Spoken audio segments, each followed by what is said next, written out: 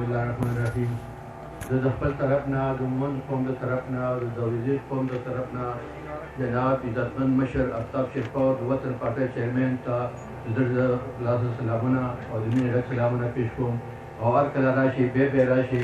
ډېر د فخر خبره ده چې شیرپور صاحب دومره قیمتي وخت چې د هغه ډېر مسؤلیت دي او بیا دې خړې خاورو ته د مومندو د دویدو دې خړې خاورې ته یې دومره ټایم ویسته او موږ سره په دې محفل کې شرکت وکړو.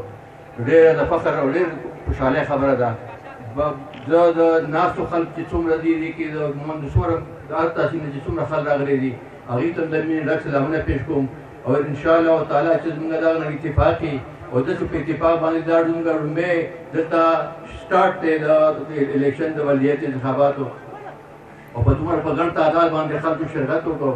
دا ډېره د خوشحالۍ خبره ده انشاءالله تعالی چې که تاسو ماله مو زه ګجلي لور تحصیل نه زه ناظمۍ دپاره ولاړ یم که تاسو ماله مقرر راکړه لکه څنګه چې تاسو ویلې چې یاره موږ سره ډېر ظلم زیاتی شوی دی. زه په دې علاقه کې په کور ګرځېدلی ما بالکل ما شیرپور صاحب ته هم ویلې چې دوی سره په حکومتي کارونو کې او په ترقۍ په کارونو کې ډېر ظلم زیاتی شوی دی. لکه یو ناڅکا رور یا ناڅکا بچی چې که نه دا رنګ دی. ځکه چې نور تحصیلونو کې وګوره سړکونه وګوره اسپتالونه وګوره ټیوبویل وګوره هر قسم کارونه پکې شته.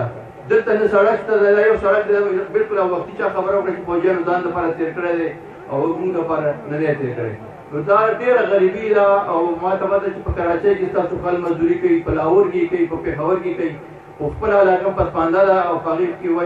په وجه باندې چې هېڅ دومره غربت دی چې دلته ستاسو هېڅ وخت نه تېرېږي. دوی انشاءالله تعالی که تاسو موږ له مقرر کړله زه د وطن پارټۍ د طرف نه موږ ډیوه نښه ده او هغوی زه ناظم منتخب کړی یم. نو تاسو ښه په ګرم په ډېر تعداد باندې او ښه په اتفاق باندې که تاسو ماله ووټ راکړه او تاسو ماله مقرر کړه نو انشاءالله تعالی چې ستاسو دغه چې څومره ماته معلوم دي ځکه زه ترکزی یم او زه لوړ تحصیل سره تعلق لرم او زه په دې علاقې سره ډېر زیات ګرځېدلی یم. دې نه علاوه چې کله د پروټیکلجن سره میټینګ وو که ډي سي سره میټینګ وي ما ستاسو خبره هلته هر وخت یاده کړې چې دا فنډونه نور علاقو ته بند کړه او دوی د دې علاقې ته توجه ورکړي ځکه چې دا علاقه څه د چدرګۍ خرابه کړه څه دشمنو خرابه کړه او څه د غریبۍ خرابه کړه. نو انشاءالله تعالی تاسو ماله مقرر کړه او دا اوټ دې اوټ مطلب چې مخکې کوم کسان جوړ شوي ستاسو د اوټ په برکت باندې جوړ شوي دي خو هغوی بالکل خپل علاقو ته او خپل خپلوانو ته توجه ورکړه او تاسو یې وروسته پرېښودئ. نو تاسو بس ټول په اتفاق باندې په اتفاق هم وکړو په یو او دا نه که تاسو خالي نه لکه ډور پکار دی چې تاسو خپل خپلوان په لور کې ساخیلو براخیلو کې په انبار کې که په لور تاثیر په کغون کې چې هغوی ته مو ووایئ ځکه زه د څلور تحصیلونه زه مو الیکشن لړاوم ناظم وایي. نو تاسو غواړئ چې خپل خپلوان یې ټول په یو اتفاق باندې ما سره منډه